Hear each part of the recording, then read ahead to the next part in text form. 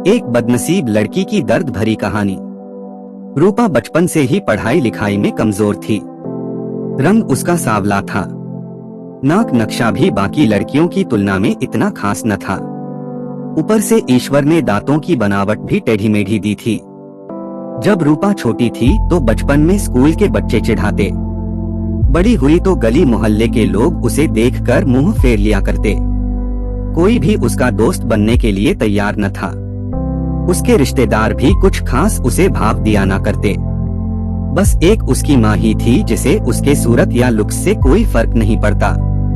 माँ रूपा से और रूपा माँ से बेहद प्यार करती। सभी लोग कोई उसे डफर बदसूरत बोला करते थे। रूपा को शादी के लिए देखने आए लोग उसे बिना पसंद किए लौट जाते। यहाँ तक कि जब खुद के पापा ही उसे मनहूस बोल देते, तब माँ ही तो थी जो उसे समझाती कि लोगों के बोलने से क्या होता है, तू तो मेरी प्यारी बेटी है। ईश्वर के किए इतने सारे अन्यायों के बावजूद रूपा जीना सीख गई थी। वह खुश रहना सीख गई थी। जो भी गिने चुने लोग उससे बातें करते, उन्हें चुटकुले सुनाकर हंसाया करती और खुद भी ठहाके लगाकर हंसा करती। इसके अलावा एक और बहुत बड़ी खूबी थी रूपा की, उसे खाना बनाने में बहुत मजा आता था। और न सिर्फ खाना बनाने में मजा आता बल्कि उसका बनाया खाना खाकर लोगों को जो स्वाद आता था वह उनको तृप्त कर जाता था। और यह उसमें अपने आप तो नहीं आया था। दुनिया के ठुकराए जाने के बाद उसने अपना सारा समय खाने की रेसिपीज की किताबें, रेडियो शोज और टीवी चैनल्स को समर्पित कर दिए थे। रूपा की तारीफ तो कोई भी नहीं करता, लेकिन उसके हाथों के बने खाने की तारीफ वह हर व्यक्ति करता जो उसे चखता। इस एक गुण की वजह से रूपा अपने आजू बाजू की औरतों में फेमस हो गई थी, क्योंकि जिसे भी खाना पकाना सीखना हो या कुछ नया पकवान बनाना सीखना हो तो वह रूपा के पास आती और रूपा भी खुशी खुशी उन्हें सब सिखाती। उसके पास आने वाली औरतें अच्छा खाना बनाना सीख जाती, लेकिन लाख कोशिश करने के बाद भी रूपा के हाथों का वह जादू जो सबको तृप्त कर जाता वह कोई ना सीख पाता। रूपा की जिंदगी इन्हीं उतार चढ़ावों के साथ कट रही थी। एक बार फिर से माँ बाप ने जी तोड़ कोशिश कर एक फैमिली को रूपा को देखने के लिए मना लिया था और अगले दिन लड़का रूपा को देखने आने वाला था। रूपा को इस बात की खबर होने पर वह दुखी और गुस्सा हो गई थी कि बिना उससे पूछे पता नहीं क्यों माँ बाप लड़कों को बुला लेते थे और उसका मजाक बना देते थे। माँ ने रूपा को समझाया था कि ऐसा ही होता है, कोई भी बेटी अपने माँ बाप के यहाँ हमेशा नहीं रहती, उसे एक दिन शादी करके जाना ही पड़ता है। अगले दिन रूपा सुबह सुबह ही लड़के वालों के आने से पहले ही सज संवर कर कहीं निकल गई थी। उस दिन लड़के वाले घर आकर माँ बाप को बहुत खरी खोटी सुनाकर गए थे। वैसे भी पापा को रूपा पर हमेशा ही गुस्सा रहता था, लेकिन उसकी इस हरकत ने उनको गुस्से से पागल कर दिया। उस दिन पापा ने रूपा का सारा गुस्सा माँ पर उतार दिया था, यह कहकर कि एक मनहूस बेटी को जन्म देकर भी तुम्हारा मन नहीं भरा था, इसलिए उसको लाड प्यार देकर सर पर बिठा लिया है।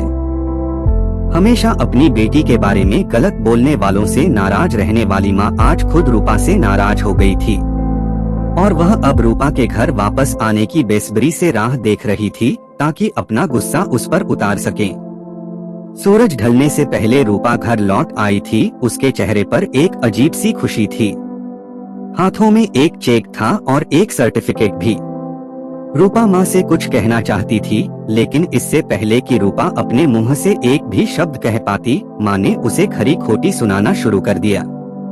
गुस्से में माँ बोलते बोलते इतना कुछ बोल गई कि को रूपा ने कभी सपने में भी नहीं सोचा था। माँ ने कहा, बाकी सभी लोग सही थे, तुम सच में मनहूस हो, तुम्हारी वजह से हर कोई परेशान है। अच्छा होता जो तुम पैदा होते ही मर जाती, यह दिन ना देखना पड़ता हमें। गुस्से में बड़बड़ाती और सब्जियां काट रही माँ ने एक बार भी रूपा की तरफ नहीं देखा था। रूपा माँ की बातें किसी पत्थर की मूरत की तरह सुन रही थी।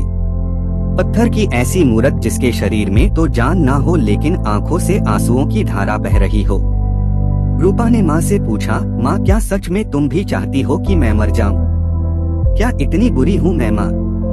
अभी भी गुस्सा सर पर सवार होने की वजह से माँ ने कह दिया, हाँ। बिना एक पल भी सोचे रूपा ने सीधा अपने कमरे में जाकर कमरा अंदर से बंद कर लिया था। 1-2 मिनट बाद गुस्सा थोड़ा शांत होने पर माँ को अपनी गलती का एहसास हुआ तो रूपा के रूम के तरफ गई। उन्हें पता चला कि रूपा ने रूम को अंदर से बंद कर लिया है। गुस्से में कुछ कर ना ले इसलिए माँ ने तुरंत पापा को इस बात की खबर दी। दोनों ने काफी दरवाजा खोलने की कोशिश की लेकिन जब नाकामयाब रहे तो दरवाजा तोड़ दिया।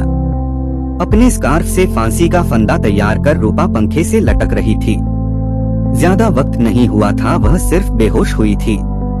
माँ पापा ने तुरंत उसे पंखे से अलग किया और बेड पर लेटाया। पापा ने तुरंत डॉक्टर को फोन किया। तब माँ का ध्यान बेहोश पड़ी रूपा के हाथ में पकड़ी एक चिट्ठी और पास ही में पड़े 5 लाख के चेक और 5 स्टार होटल में शेफ की नौकरी के लिए कंफर्मेशन लेटर पर पड़ी जो रूपा अपने साथ लाई थी। माँ और पापा ने वह चिट्ठी खोलकर पढ़ी जो उसने अभी अभी लिखी थी। चिट्ठी कुछ इस प्रकार थी। मम्मी और पापा, मैं जानती हूँ मेरे जन्म से लेकर आज के दिन तक मैंने ऐसा कुछ भी नहीं किया है जिस पर आप गर्व कर सके, लेकिन मैं आपको बताना चाहती थी कि आज मैं खाना पकाने के नेशनल लेवल कंपटीशन को जीत चुकी हूँ और यह 5 लाख का चेक मुझे प्रथम स्थान पर आने के लिए मिला था।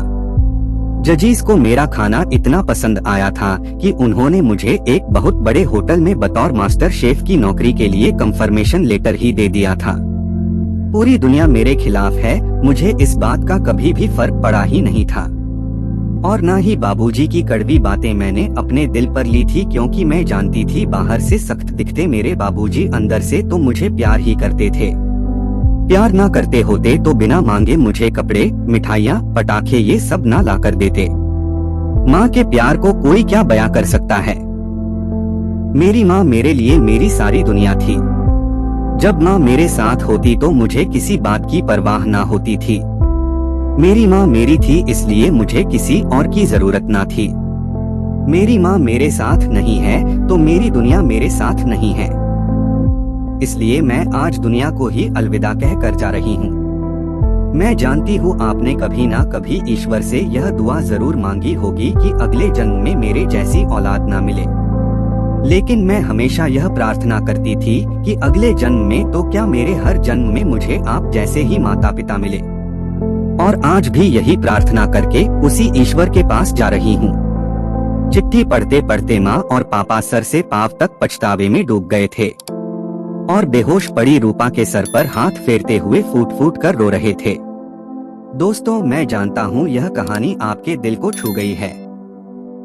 मैं उम्मीद कर सकता हूँ कि अब आप जाने अनजाने में किसी भी व्यक्ति का उसके बाहरी लुक्स की वजह से दिल नहीं दुखाएंगे। तो मिलते हैं दोस्तों एक न्यू स्टोरी में।